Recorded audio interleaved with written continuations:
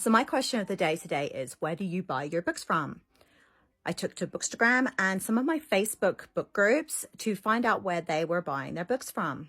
And I got some really interesting answers for where some people get cheap or even free books from.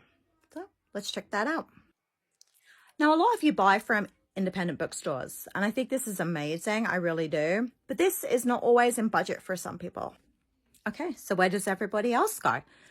Well, a lot of people will shop retail. So they'll go to places like Walmart or Target, Indigo Chapters, Costco even's another good one. But not everybody wants to pay full price for books. Now, some people will shop at the discount stores. One of my favorites personally is Book Outlet. I find that I can buy a lot of their books for like $10 for like a new release, and I really enjoy that. And a lot of people go to that half price books. Now, we don't have that in Canada, so I don't know how good it is, but that one seemed to come up a lot.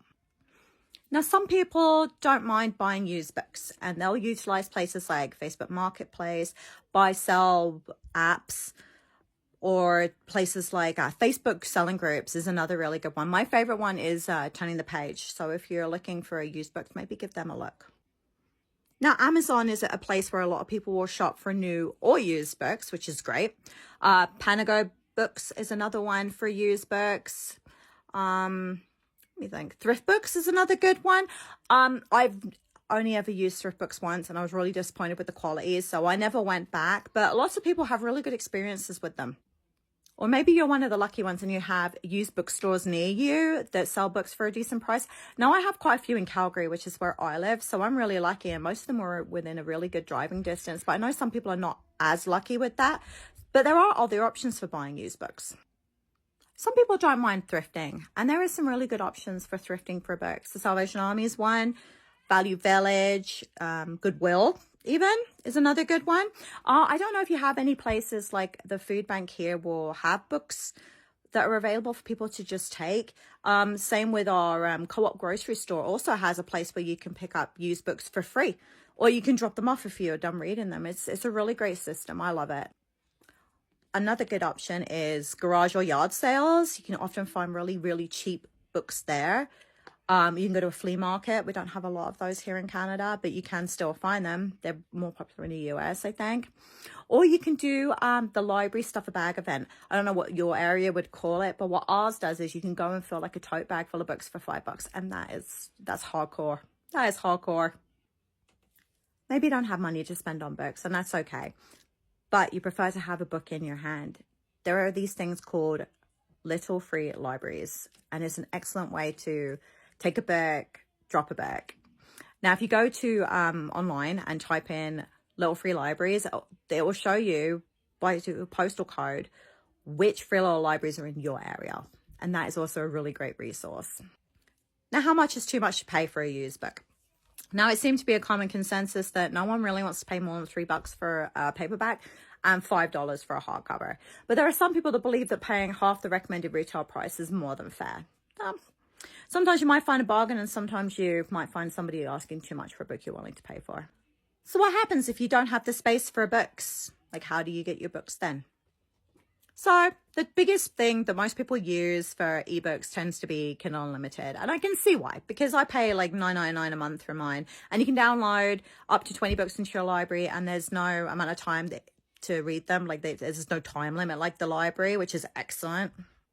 Maybe you don't want to borrow the books, so you can always go to the Kindle or Kobo store and buy books from there. Sometimes they're a lot cheaper than the paperback books, and sometimes they're really not. I don't understand that myself, but that's just how it is. Now, another really good resource if you want free books is stuffyourkindle.org. That is where they do the Stuff Your Kindle event, and I think they do a few times a year, and they'll do different genres sometimes too. And you can literally stuff your Kindle or Kobo with as many books as you can handle. Some people do that for the whole year. They'll go and collect the whole reading for the whole year, and it's free. So maybe you don't have the money to spend, but you want books. It's a good option. Now, what do you do if you want to listen to audiobooks? Well, you've got some options. You can use Audible. A little pricey. I used to have it myself, but you only get 1 credit a month for the price, and it seemed a little pricey for me. But you do have access to their library of free books as well. I never really found anything in there that I really wanted, and being that Libby has access to audiobooks there. I actually prefer that, and it's free. So you can use, like, for the library, you can use Libby, Hoopla, or Overdrive, I think it's called, and you can get books for free. Yeah, you might have to wait a little bit, but it's well worth it if you want to keep it in line with your budget, which is free. Some people have it within their budget to subscribe to book boxes, and that's really cool. I'm happy for them. There's some pretty affordable ones like Aardvark. I didn't think much on their book choices, but it has been a while since I've looked. And then there's ones like Once Upon a Book Club, I think it's called. That seems like more on the pricey end. Some of these subscription boxes, no word of a lie, is basically a car payment. But you get special edition, like, covered books. Some of them are sprayed edges. And it's really worth not eating for a month if that's your thing, you know.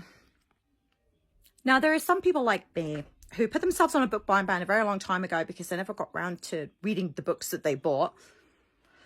So I went the influencer route instead, and I ended up signing up for NetGalley, which is great. It has all advanced reader copies of books. You apply for them, they say yes or no, and all they ask for in return is for you to review them. And eventually that led to me moving into actual influencer programmers where they send me books. So every few days I get something in the mail, and I still don't have room. But my book buying ban was about not buying books, not receiving free books. So tell me, where do you get your books from? Do you set yourself a spending limit? Or are you one of those people that were don't ask, don't tell? I know you're out there. Or maybe you're like me and you want to get the latest releases, but you really want to not pay the big bucks for them. But whatever kind of reader or book shopper you are, let me know in the comments.